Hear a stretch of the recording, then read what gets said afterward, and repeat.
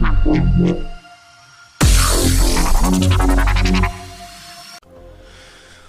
going on YouTube? This is your man TGAOTU, and I'm coming back to you with a new series.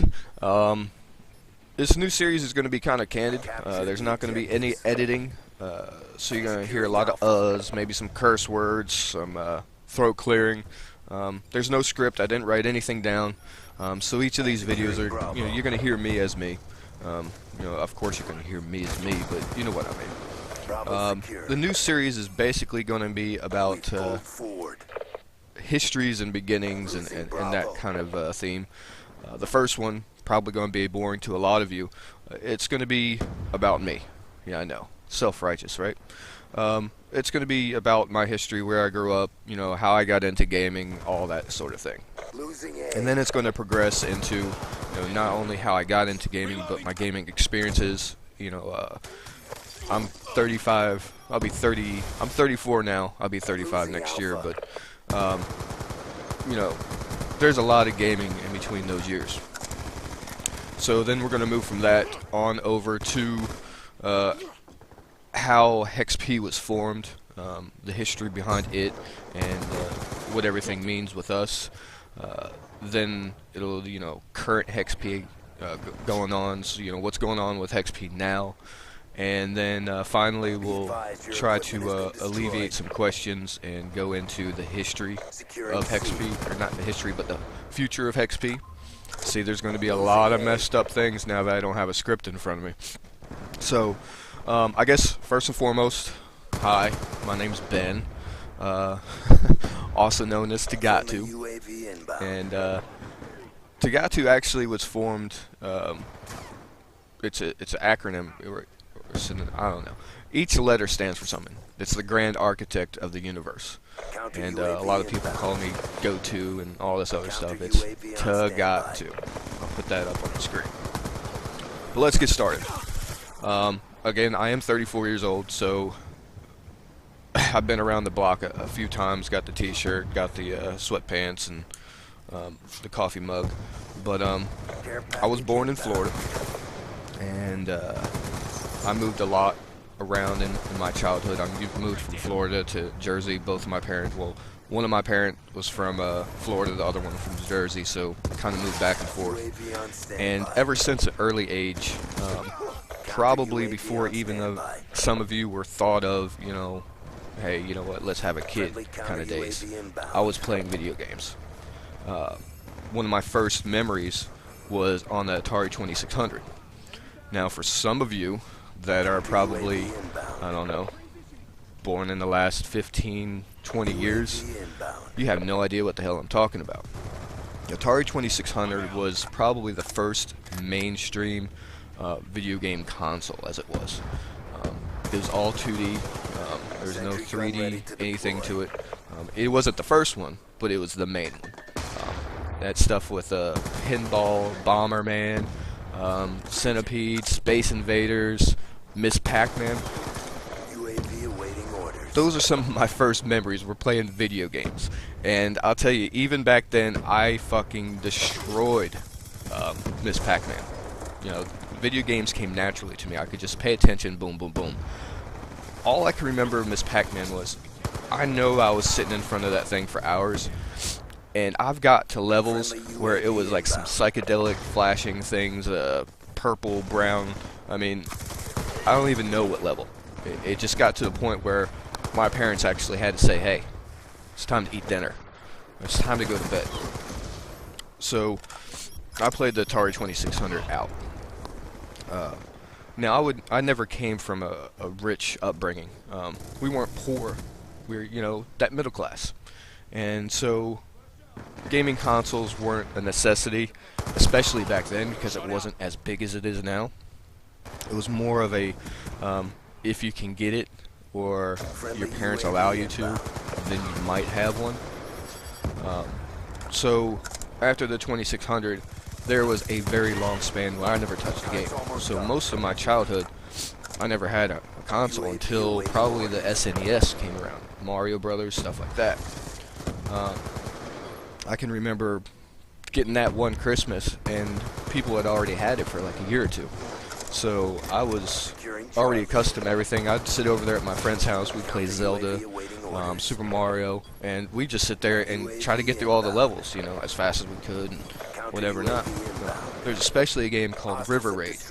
I could fucking get to like level 100 on that thing. So if anybody has ever heard of River Raid, that was my game back then. But again, a long time in between, you know, no consoles. It really wasn't as big as it is. And it never came back into my life, I'd say mainstream, you know, to where, hey, we got to have the hottest games, all that stuff. Probably until the 360. But before then, I was actually a PlayStation fan or fanatic. I was dedicated true to the PlayStation series. PlayStation 1, PlayStation 2. Actually, all of my games I played, you know, really up to that point, PlayStation 2, were RPGs. Final Fantasy, Dragon Quest, you know, all that kind of stuff. And then when the PlayStation 2 came out, I believe the Call of Duty series came out. Don't hurt me if I'm wrong, but that's when I actually started getting into first-person shooters. But there was really no network to play it on. It was a single-player game.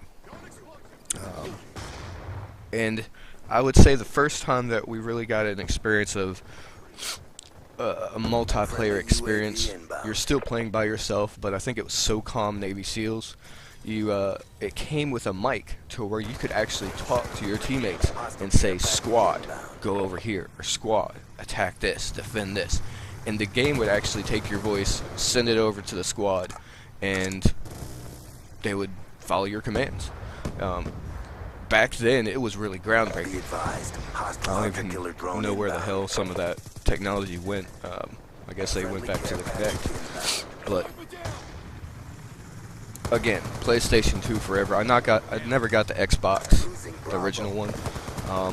And the Xbox, halfway through its life, was the first time that people really, truly exposed to an online experience with a console.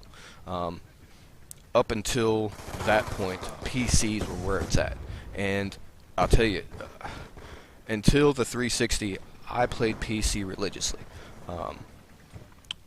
Rainbow Six, any of the Tom Clancy series were definitely on top of their game. We'd go to LANs, we'd go to tournaments. They were small. They weren't the size of MLG and UMG. Nowhere near any of that. So most of our stuff was, you know, hobby shops throwing stuff together, or game stores, you know, just to get people in there. And you might have 20, 30, 40 people. And, you know, it was a tight-knit group, or community, if you want to call it. But I dominated PC. I know me and this one kid would sit there for literally 8-10 hours, you know, just sniping people, and our duo would, like, hold off teams of 5. But PC was where it's at. You know, you had your online happenings there. But console really didn't hit until the Xbox, the first one. And it was still limited. People didn't really have much to go off of. It wasn't the live that you have now. You know, it was small. So, again, I really did not even touch another console for a very long time. Probably 3-4 years. You know, I went to the Marines. Yes, I am a Marine. There wasn't really a lot of tournaments going on for me because I was traveling around the world. And we did set up a LAN in our barracks.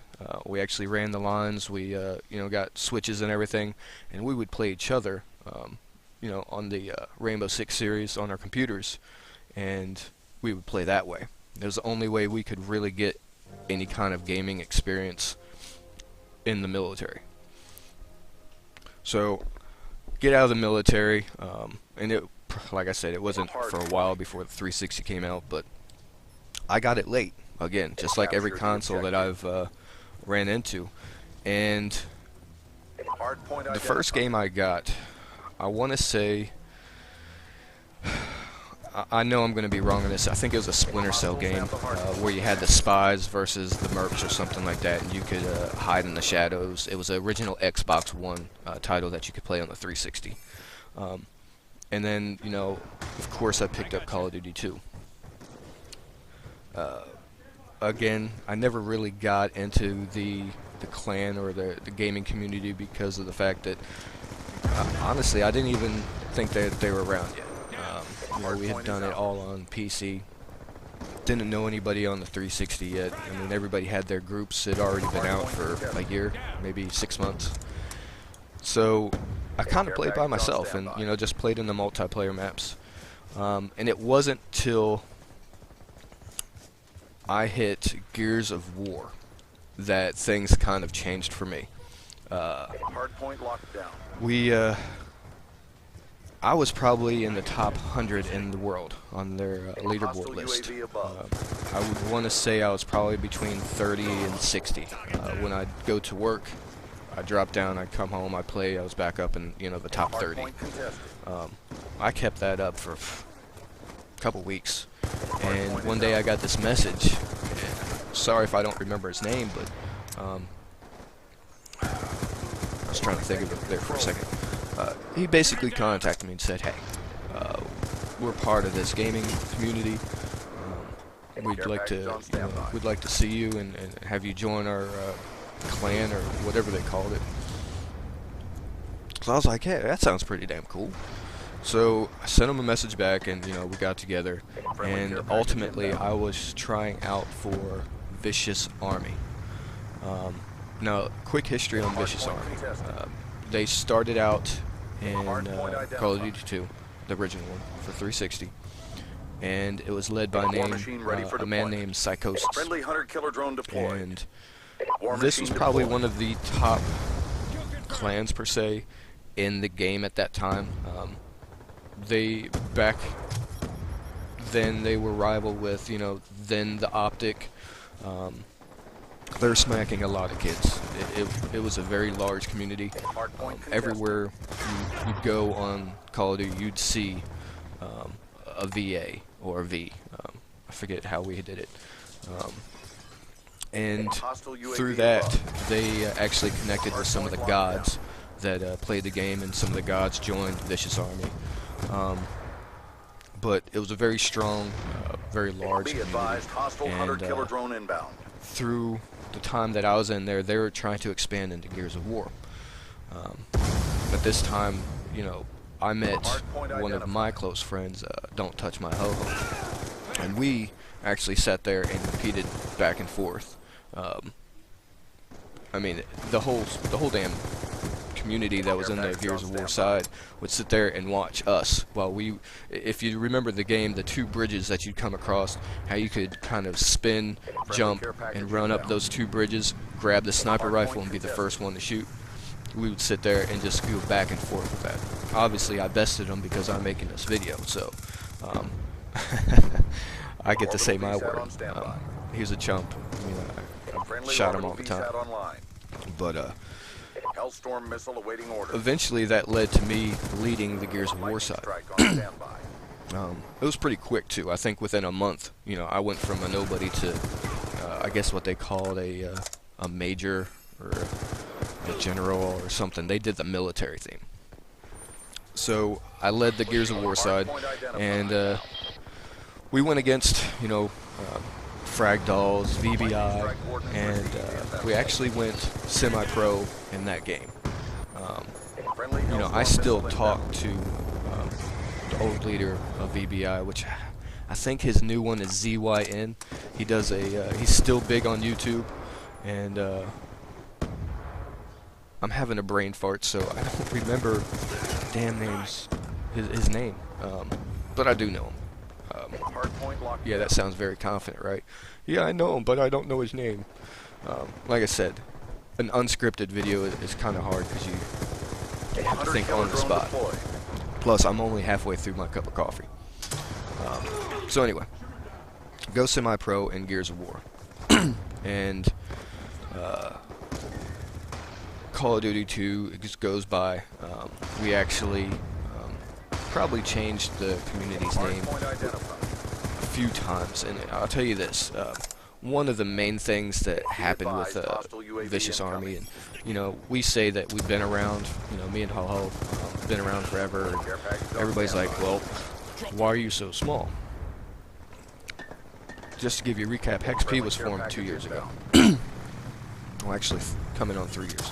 But anyway, I've been leading communities and kind of doing the work behind the scenes since the 360 came out.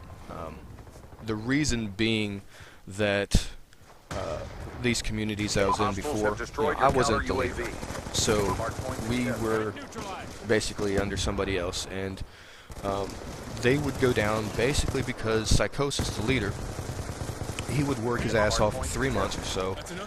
Everybody would be hyped. We'd be getting new people. Boom, boom, boom. I mean, it was just fucking like clockwork. It was working out. And then he'd drop off the face of the earth. Now, I could understand if, he just stopped doing stuff and we would be able to contact him.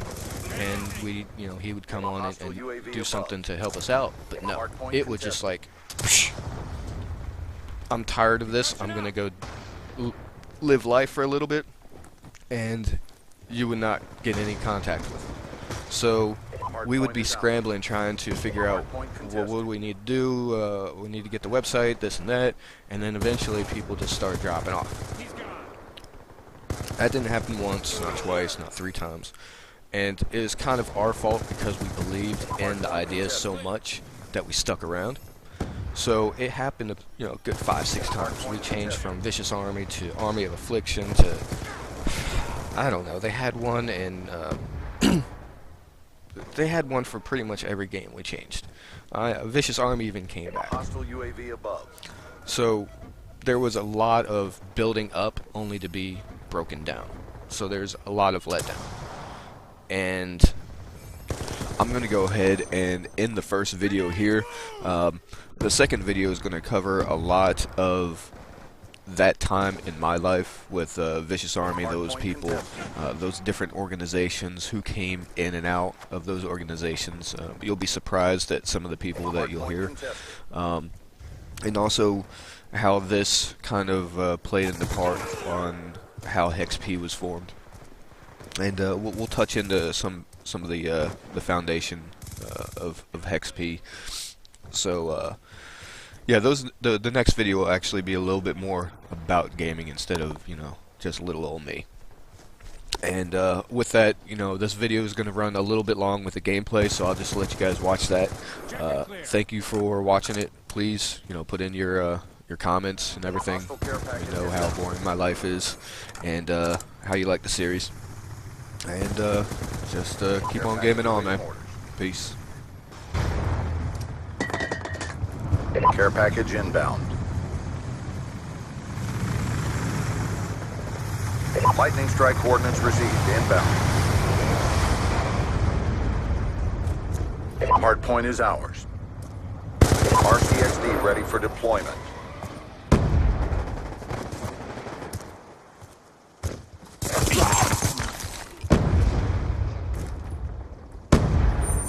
RCXD ready for launch. Hostile RCXD in your AO. Be advised, hostile UAV incoming. Keep up the pressure, squad.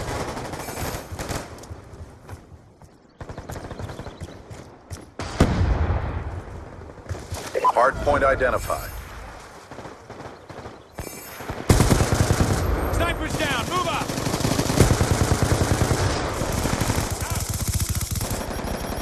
Crashing out! Check your timeline. I gotcha. Hardpoint contested.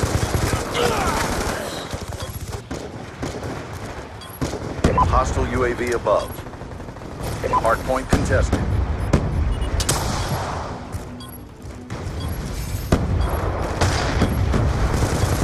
Hardpoint contested.